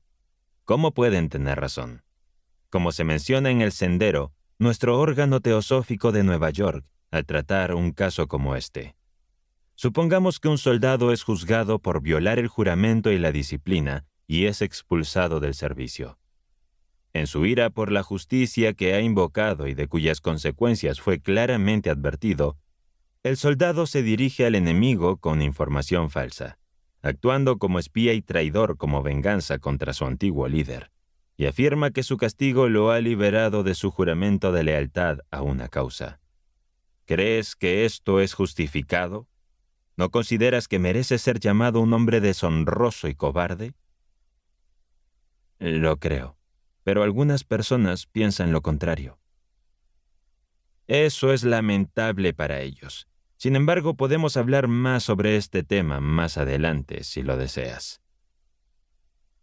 Sobre la reencarnación o renacimiento. ¿Qué es la memoria según la enseñanza teosófica? Pregunta. Lo más difícil para usted será explicar y proporcionar razones sólidas para sostener esa creencia. Hasta ahora ningún teósofo ha logrado presentar una sola prueba convincente que pueda disipar mi escepticismo. El principal obstáculo para aceptar la teoría de la reencarnación es que nadie parece recordar sus vidas anteriores, y mucho menos quienes fueron en esas vidas. Veo que tu argumento se centra en la antigua objeción, la falta de recuerdos de vidas pasadas. ¿Crees que esto invalida nuestra doctrina? Mi respuesta es que no, y que en cualquier caso esta objeción no puede considerarse definitiva. Estoy interesado en escuchar sus argumentos al respecto. Mis argumentos son breves y limitados. Sin embargo, cuando se considera a. La total incapacidad de los mejores psicológicos modernos para explicar la naturaleza de la mente, y b. Su completa ignorancia sobre sus potencialidades y estados superiores, se debe reconocer que esta objeción se basa en una conclusión a priori extraída de pruebas superficiales y circunstanciales, más que en evidencia sólida. Ahora bien, ¿qué es la memoria en su concepción? En términos generales, se refiere a la facultad de nuestra mente de recordar y retener el conocimiento de pensamientos, hechos y eventos pasados. Correcto. Pero, ¿has considerado alguna vez la diferencia entre las tres formas aceptadas de memoria? Además de la memoria en general, tenemos el recuerdo, la memoria y la reminiscencia, ¿verdad? ¿Has pensado entre la diferencia entre ellas? La memoria recuerda es un término genérico. Aunque son términos distintos, a menudo se utilizan de manera intercambiable y se consideran sinónimos, ¿no es así? De hecho, no lo son, al menos en el contexto de la filosofía. La memoria es simplemente una facultad innata en los seres pensantes, e incluso en los animales, que les permite reproducir impresiones pasadas a través de una asociación de ideas, principalmente sugeridas por objetos o por algún estímulo en nuestros órganos sensoriales externos. La memoria es una facultad que depende por completo del funcionamiento más o menos sano y normal de nuestro cerebro físico. El recuerdo y la reminiscencia son atributos y auxiliares de esta memoria. Sin embargo, la reminiscencia es algo completamente diferente. La reminiscencia se define en la psicología moderna como algo intermedio entre el recuerdo y la memoria, o un proceso consciente de recordar sucesos pasados, pero sin la referencia completa y variada a cosas particulares que caracteriza a la memoria. Locke, al hablar del recuerdo y la reminiscencia, dice: cuando una idea se repite sin que el objeto similar esté presente en los sentidos externos, es reminiscencia. Si la mente la busca y con dificultad la encuentra y la trae de vuelta a la mente, es reminiscencia. Sin embargo, incluso Locke deja la reminiscencia sin una definición clara, porque no es una facultad o atributo de nuestra memoria física, sino una percepción intuitiva separada y más allá de nuestro cerebro. Una percepción que, al abarcar todas esas visiones en el hombre que se consideran anormales, desde las imágenes sugeridas por el genio hasta los delirios de la fiebre e incluso la locura, se clasifica en la ciencia como si no tuviera existencia fuera de nuestra imaginación. El ocultismo y la teosofía, por otro lado, ven la reminiscencia de manera completamente diferente. Para nosotros, mientras que la memoria es física, efímera, y depende de las condiciones fisiológicas del cerebro, Llamamos a la reminiscencia la memoria del alma. Y es esta memoria la que proporciona a casi todos los seres humanos, ya sea que lo comprendan o no, la seguridad de que han vivido antes y volverán a vivir. Como dijo Wordsworth, nuestro origen es simplemente un sueño que olvidamos. El alma que nos acompaña es la estrella de nuestra existencia, que tuvo su ocaso en otro lugar y proviene de lejanas tierras. Si basa su doctrina en estos tipos de recuerdos, poesía y fantasías anormales, temo que convencerá a muy pocos. No he confesado que esto sea una fantasía. Simplemente mencioné que los fisiólogos y científicos en general consideran tales reminiscencias como alucinaciones y fantasías, a las cuales se adhieren. No negamos que estas visiones del pasado y las visiones distantes en el tiempo sean anormales en comparación con nuestra experiencia cotidiana y memoria física. Sin embargo, sostenemos, al igual que el profesor W. Knight, que la falta de memoria de acciones realizadas en un estado anterior no puede ser un argumento concluyente en contra de haber vivido en él. Además, cualquier opositor imparcial debe coincidir con lo que se dice en las lecturas de Butler sobre la filosofía platónica. El sentimiento de extravagancia que nos provoca la preexistencia tiene su fuente secreta en los prejuicios materiales y semimaterialistas. También afirmamos que la memoria, como la llamó Olimpiodoro, es simplemente fantasía y poco confiable en nosotros.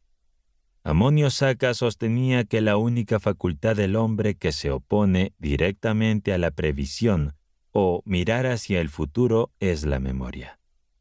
Además, es importante recordar que la memoria y la mente, o el pensamiento, son dos cosas diferentes. La primera es una máquina de grabar que se desordena fácilmente. La segunda es eterna e imperecedera. ¿Negarías la existencia de cosas o personas solo porque tus ojos físicos no las han visto? ¿No sería el testimonio acumulado de generaciones pasadas que las han visto suficiente garantía de que Julio César existió alguna vez? ¿Por qué deberíamos considerar el mismo testimonio de los sentidos psíquicos de las masas? Pero, ¿no crees que estas distinciones son demasiado sutiles para la mayoría de las personas? Más bien diría que son demasiado sutiles para la mayoría de los materialistas. A ellos les decimos lo siguiente: incluso en el breve transcurso de la vida cotidiana, la memoria a menudo es insuficiente para registrar todos los eventos de una vida. ¿Con qué frecuencia los eventos más significativos permanecen latentes en nuestra memoria hasta que son despertados por alguna asociación de ideas o se activan a través de algún otro vehículo? Esto es especialmente cierto en el caso de las personas de edad avanzada, que a menudo experimentan debilidad en el recuerdo. Por lo tanto, cuando consideramos lo que sabemos acerca de los principios físicos y espirituales en el hombre, no deberíamos sorprendernos de que nuestra memoria falle al registrar nuestras vidas actuales y previas, sino más bien al contrario, si esto llegara a suceder. ¿Por qué no recordamos nuestras vidas pasadas? Pregunta. Me has proporcionado una visión general de los 7 principios. Ahora, ¿cómo explican nuestra total incapacidad para recordar haber vivido antes? Es muy sencillo. Los llamados principios que consideramos como físicos y que la ciencia no niega, aunque les dé otros nombres, se descomponen después de la muerte, junto con sus componentes, incluida la memoria y su cerebro. Esta memoria, que pertenecía a una personalidad ya desaparecida, no puede recordar ni registrar nada en la siguiente reencarnación del ego. La reencarnación implica que este ego recibiría un nuevo cuerpo, cerebro y memoria. Por lo tanto, sería absurdo esperar que esta memoria recuerde lo que nunca ha registrado, al igual que sería inútil examinar una camisa que nunca fue usada por un asesino en busca de manchas de sangre que solo se encuentran en la ropa que realmente usó, No debemos cuestionar la camisa limpia, sino la ropa usada durante el crimen. Y si está quemada y destruida, ¿cómo podremos entonces acceder a ella? Recuerda que puedes encontrar todos nuestros audiolibros y muchos más sin publicidad en Booktime. Descarga el aplicativo ya. Entonces, ¿cómo podemos estar seguros de que el crimen se cometió en algún momento o de que el hombre de la camisa limpia realmente existió? Seguramente no a través de métodos físicos ni confiando en el testimonio de lo que ya no existe. Sin embargo, existe evidencia circunstancial que nuestras leyes sabiamente aceptan, quizás más de lo que deberían.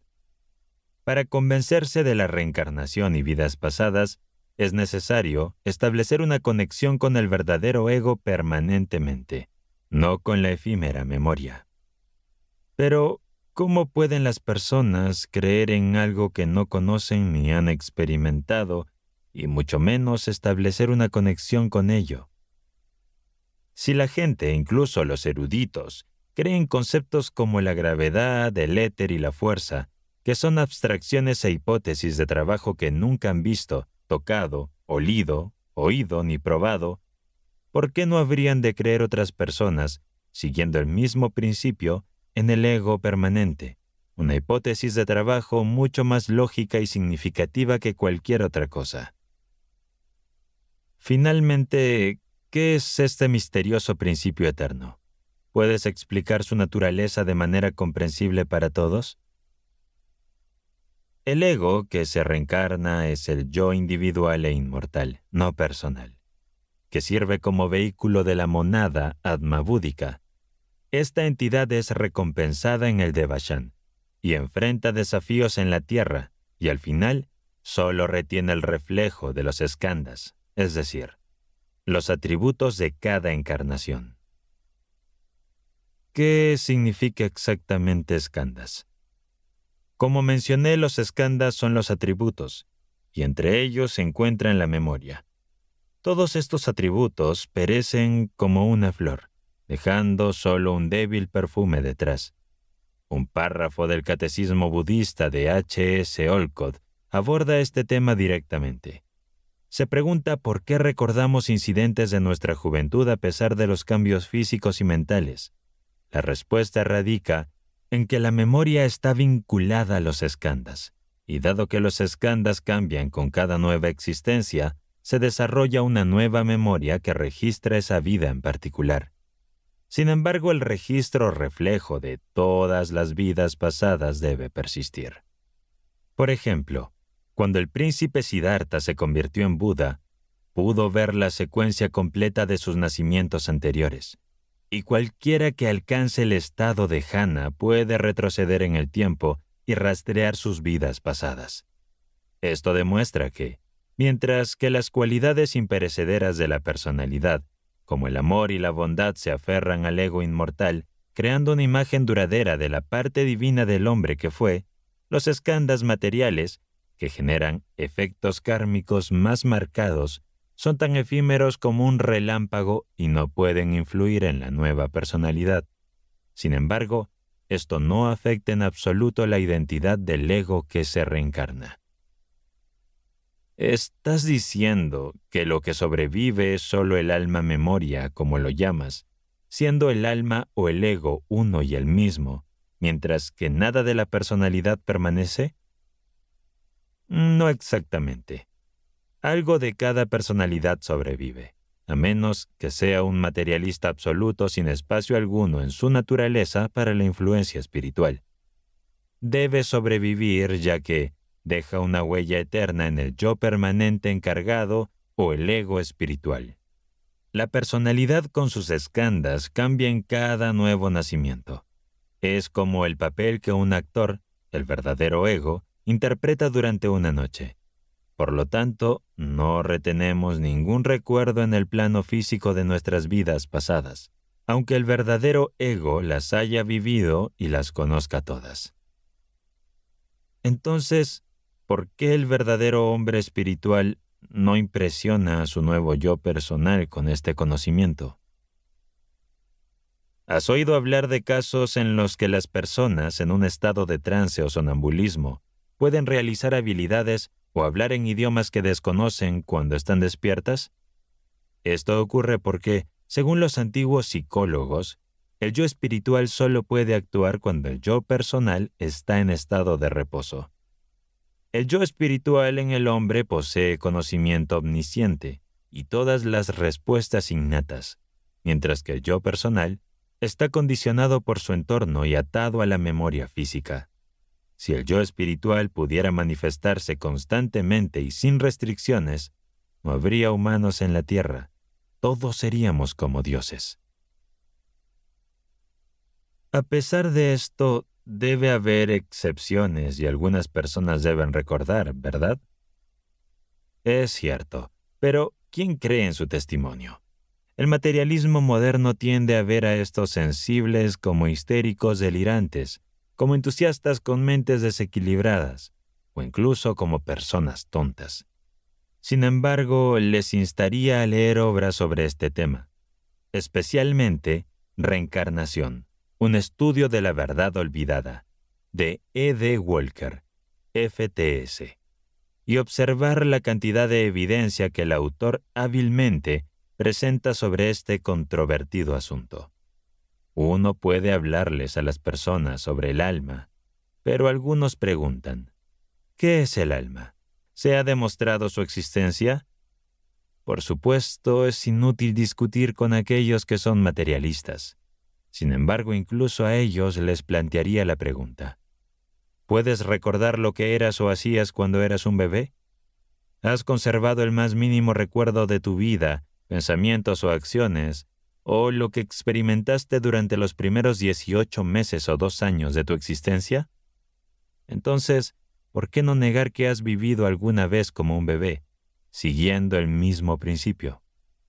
Además, consideremos que el ego que reencarna o la individualidad solo retiene la esencia de la experiencia de su vida pasada o personalidad durante el periodo devachánico, como si estuviera en un estado de potencialidad, o podríamos decir, traducida en fórmulas espirituales.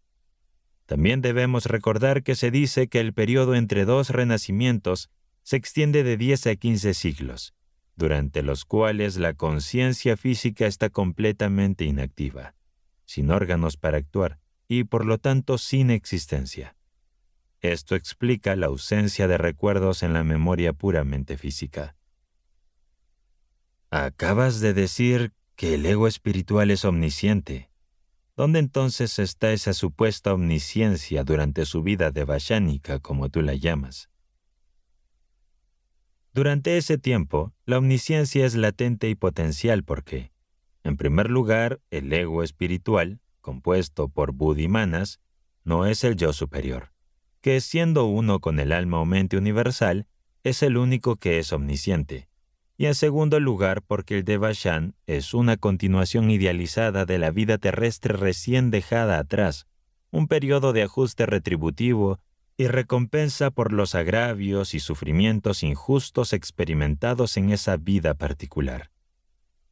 En el Devachan, el ego solo es omnisciente en potencia, y en realidad solo alcanza la omnisciencia en el nirvana, cuando se fusiona con el alma-mente universal. Sin embargo, en la Tierra el ego puede volverse casi omnisciente durante ciertas circunstancias anormales y cambios fisiológicos en el cuerpo que lo liberan de las limitaciones de la materia. Los ejemplos previos de sonámbulos y sirvientes que hablan hebreo o tocan el violín ofrecen ilustraciones de este fenómeno. Esto no significa que las explicaciones médicas para estos casos no sean válidas en cierta medida, como cuando una joven había escuchado a su empleador, un clérigo, leyendo obras en hebreo en voz alta años antes, o cuando otra había escuchado a un artista tocar el violín en su granja. Sin embargo, ninguna de ellas habría realizado estas acciones con tanta perfección si no hubiera sido impulsada por algo que, debido a su similitud con la mente universal, posee omnisciencia. En un caso, El principio superior actuó sobre los skandhas y los movió, mientras que en el otro, la personalidad quedó paralizada y la individualidad se manifestó. Estas dos cosas no deben confundirse. En la individualidad y la personalidad.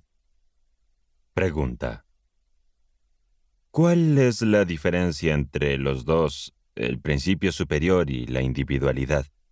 Confieso que todavía no lo entiendo bien, y parece que esto no se graba fácilmente en nuestras mentes.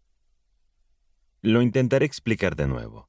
Sin embargo, puede ser más difícil para algunos comprenderlo que aceptar dogmas infantiles solo porque son ortodoxos, y por lo tanto respetables. Para comprender completamente esta idea, primero debemos estudiar los dos conjuntos de principios: los espirituales, que pertenecen al ego imperecedero, y los materiales. Vamos a darles nombres permanentes y decir lo siguiente. 1. Atma, el ser superior, no es ni tu espíritu ni el mío, sino más bien como una luz del sol que brilla sobre todos. Es el principio divino universalmente presente y es inseparable de su único absoluto meta-espíritu, de la misma manera que un rayo de sol es inseparable de la luz solar. 2. Buddhi, el alma espiritual, es simplemente su vehículo. Ni Atma ni Buddhi, ni los dos juntos, son más útiles para el cuerpo del hombre que la luz del sol y sus rayos para una piedra enterrada en la tierra, a menos que esta duada divina sea asimilada por alguna conciencia y reflejada en ella. Ni Atma ni Buddhi son afectados por el karma, porque Atma es el aspecto más elevado del karma y su propio agente de trabajo en un aspecto, mientras que Buddhi es inconsciente en este plano. 3. Manas es un derivado o producto reflejado de Ahamkara, la concepción del yo o el ego. Por lo tanto, cuando se une inseparablemente a los dos primeros, se llama el ego espiritual y Taihasi, el radiante. Esta es la verdadera individualidad, o el hombre divino. Es este ego el que, después de encarnarse originalmente en una forma humana sin sentido, pero animada por la presencia de la mónada dual en su interior, aunque sin conciencia de ello, transformó esa forma humana en el ser humano real. Es este ego, este cuerpo causal, el que proyecta su sombra sobre cada personalidad que el karma lo obliga a encarnar. Y este ego es el responsable de todos los errores y pecados cometidos a través de y en cada nuevo cuerpo o personalidad, que son las máscaras temporales que ocultan al verdadero individuo a lo largo de la larga serie de renacimientos. ¿Pero es esto justo? ¿Por qué debería este ego recibir un castigo como resultado de acciones que ha olvidado? No ha olvidado estas acciones. Conoce y recuerda sus propias acciones tan claramente como tú recuerdas lo que hiciste ayer. Es porque la memoria del conjunto de sus compuestos físicos llamado cuerpo no recuerda lo que hizo su predecesor, es decir, la personalidad anterior que piensas que el verdadero ego ha olvidado. Sería similar a decir que es injusto castigar las botas nuevas en los pies de un niño que está siendo azotado por robar manzanas, ya que las botas no saben nada de lo que hizo el niño. Pero no existen formas de comunicación entre lo espiritual y la conciencia o la memoria humana. Claro que existen, pero nunca han sido reconocidas por los psicólogos científicos modernos. ¿A qué atribuyes la intuición, la voz de la conciencia, las premoniciones, las vagas reminiscencias indefinidas, y así sucesivamente, si no a estas formas de comunicación? Ojalá la mayoría de las personas educadas, al menos, tuvieran la fina percepción espiritual de Colwright, quien muestra cuán intuitivo es en algunos de sus comentarios. Escucha lo que dice sobre la probabilidad de que todos los pensamientos son en sí mismos imperecederos. Si la facultad inteligente, los súbitos revivimientos de la memoria, se hiciera más completa, solo se necesitaría una organización diferente y apropiada, el cuerpo celestial en lugar del cuerpo terrestre, para presentar ante cada alma humana la experiencia colectiva de todas sus vidas pasadas. Y este cuerpo celestial es nuestro ego manásico. Sobre la recompensa y el castigo del ego. Pregunta. Escuché decir que el ego, sin importar la vida de la persona en la que encarna en la tierra, nunca es castigado después de la muerte. Es cierto, excepto en casos extremadamente raros y excepcionales, sobre los cuales no discutiremos aquí, ya que la naturaleza del castigo no se asemeja en absoluto a ninguna de las concepciones teológicas de la condenación. Pero si el ego es castigado en esta vida por acciones cometidas en una vida anterior, entonces este mismo ego debería ser recompensado, ya sea en esta vida o después de la muerte. Correcto. Si no admitimos ningún castigo después de la muerte, es porque el único estado que el ser espiritual experimenta en el más allá es el de una felicidad inalterable. ¿Qué quieres decir con eso? En esencia, los crímenes y pecados cometidos en el plano objetivo y en el mundo material no pueden ser castigados en un mundo de pura subjetividad. No creemos en el concepto de infierno o paraíso como ubicaciones físicas, ni en un fuego infernal objetivo, ni en gusanos inmortales, ni en una Jerusalén con calles pavimentadas con zafiros y diamantes. Nuestra creencia se centra en un estado post-mortem o una condición mental similar a un vívido sueño. Abrazamos una ley inmutable de absoluto amor, justicia y misericordia. Bajo esta creencia, afirmamos que ningún individuo, ni la forma material y periódica de la entidad espiritual, puede ser justamente responsabilizado por las consecuencias de su nacimiento. El nacimiento no es una elección ni la selección de los padres que otorgan la vida. En su totalidad, no es una víctima de su entorno y un hijo de circunstancias fuera de su control. Si se examinara imparcialmente cada transgresión, en la mayoría de los casos se encontraría que 9 de cada 10 veces él fue el pecador en lugar del pecado. La vida en su mejor descripción es un juego despiadado, un mar tormentoso que debe cruzarse y una carga pesada a menudo insoportable. Incluso los más grandes filósofos han intentado en vano desentrañar su propósito, y todos han fracasado, excepto aquellos que poseen la clave, es decir, los sabios orientales. En palabras de Shakespeare, la vida es como se describe: sino una sombra que avanza, un humilde actor que declama y representa su papel en el escenario, y luego desaparece en el silencio, en un relato narrado por un necio, lleno de ruido y agitación, que carece de significado. Nada en sus partes individuales, pero de suma importancia en su conjunto o serie de vidas. En cualquier caso, la mayoría de las vidas individuales en su pleno desarrollo son una carga. Debemos creer que el hombre es vulnerable e indefenso después de ser sacudido como una madera podrida en las turbulentas olas de la vida. Debe ser castigado si es demasiado débil para resistirlas, con una eternidad de condenación o incluso con un castigo temporal. Jamás. Ya sea un gran pecador o uno común, bueno o malo, culpable o inocente. Una vez liberado del peso de la vida física, el agotado Manu, el ego pensante, ha ganado el derecho a un periodo de completo descanso y felicidad. La misma ley infaliblemente sabia y más justa que la misericordia, que impone al ego encarnado el castigo kármico por cada pecado cometido en la vida previa en la tierra, proporciona a la entidad ahora desencarnada un largo periodo de reposo mental. Esto significa el olvido total de cualquier experiencia triste, incluso el más mínimo pensamiento doloroso que ocurrió en su vida anterior como personalidad, dejando en la memoria del alma solo los recuerdos de lo que fue dichoso o condujo a la felicidad. Plotino dijo que nuestro cuerpo era el verdadero río del Leteo, ya que las almas sumergidas en él olvidan todo. Pero esto lleva un significado más profundo. Así como nuestro cuerpo terrenal es como el río Leteo, lo mismo ocurre con nuestro cuerpo celestial, en el Devachan y aún más. ¿Cansado de publicidad como esta? Encuentra todos nuestros audiolibros y muchos más sin publicidad en Booktime. Descarga el aplicativo ya. Entonces debo entender que se permite que el asesino y el transgresor de la ley divina y humana en todas sus formas queden impunes. ¿Quién ha afirmado eso?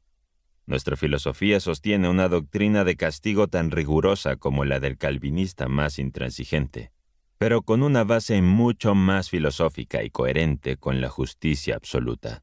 Ningún acto, ni siquiera un pensamiento pecaminoso, quedará sin castigo.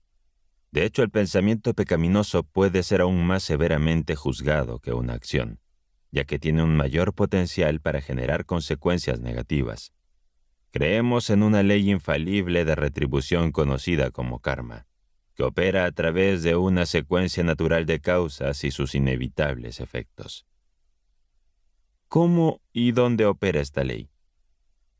Como dice la sabiduría en el Evangelio, todo trabajador es digno de su salario, y la sabiduría de los siglos afirma que toda acción, buena o mala, es un padre prolífico. La respuesta a tu pregunta radica en la combinación de estas dos afirmaciones. Después de que el alma, liberada de las tribulaciones de la vida personal, ha recibido una compensación suficiente, multiplicada muchas veces, el karma, junto con su ejército de eskandas, espera en el umbral del Devachan. Es en este punto cuando el ego resurge para asumir una nueva encarnación. En este momento crucial el destino futuro del ego, ahora descansado, se balancea en la balanza de la justa retribución, ya que vuelve a caer bajo el dominio de la activa ley kármica. En este nuevo nacimiento, que ha sido seleccionado y preparado por la misteriosa, inexorable, pero equitativa y sabia ley, los pecados de la vida anterior del ego son castigados. Sin embargo, este castigo no ocurre en un infierno imaginario con fuegos y demonios grotescos, sino verdaderamente en esta tierra, el plano y la región donde cometieron los pecados. Aquí el ego expiará cada mal pensamiento y acción. En última instancia cosechará lo que ha sembrado. La reencarnación reunirá a su alrededor a todos los demás egos que han sufrido directa o indirectamente a manos de la personalidad pasada. Y Némesis los guiará hacia el camino del nuevo hombre, ocultando al antiguo, el ego eterno. Pero, ¿dónde está la equidad de la que hablas, dado que estas nuevas personalidades no son conscientes de haber pecado o de ser pecadoras?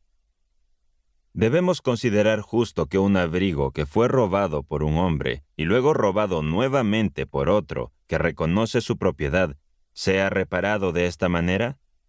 La nueva personalidad no es más que un traje nuevo con sus características específicas, su color, su forma y sus cualidades.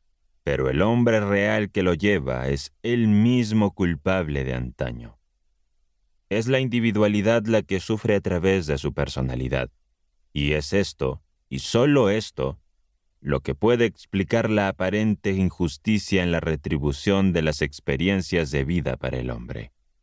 Hasta que los filósofos modernos puedan proporcionar una buena razón por la cual tantos hombres aparentemente inocentes y buenos nacen solo para sufrir durante toda su vida, porque tantos nacen en la pobreza extrema en los barrios marginales de las grandes ciudades, abandonados por el destino y por sus semejantes, hasta que pueden explicar por qué algunos nacen en la opulencia, mientras que otros abren los ojos a la luz en la indigencia, y por qué el nacimiento noble a menudo se otorga a los peores hombres y rara vez a los virtuosos, hasta que puedan explicar por qué hay mendigos cuyo espíritu es tan noble como el de los hombres más elevados. Solo entonces tendrán el derecho de rechazar la teoría de la reencarnación. Los grandes poetas han instruido vagamente esta verdad suprema. Shelley creía en ella, y Shakespeare debió considerarla cuando escribió sobre la futilidad del nacimiento. Recuerda sus palabras. ¿Por qué mi nacimiento debe retener mi espíritu en su declive? ¿No están todas las escrituras sujetas al tiempo? Hay legiones ahora de mendigos en la tierra cuyos orígenes se remontan a reyes, y muchos monarcas actuales cuyos padres eran la escoria de su época. Cambia la palabra padres por egos, y obtendrás la verdad. La continuación a este audiolibro es El Manual Teosófico. Suscríbete y activa tus notificaciones para no perdértelo. Gracias y nos vemos en la siguiente página. Si deseas agregar este libro a tu biblioteca, dejaremos los enlaces en la descripción. También puedes seguir nuestro canal principal, Aubiblio. Gracias y nos vemos en la siguiente página.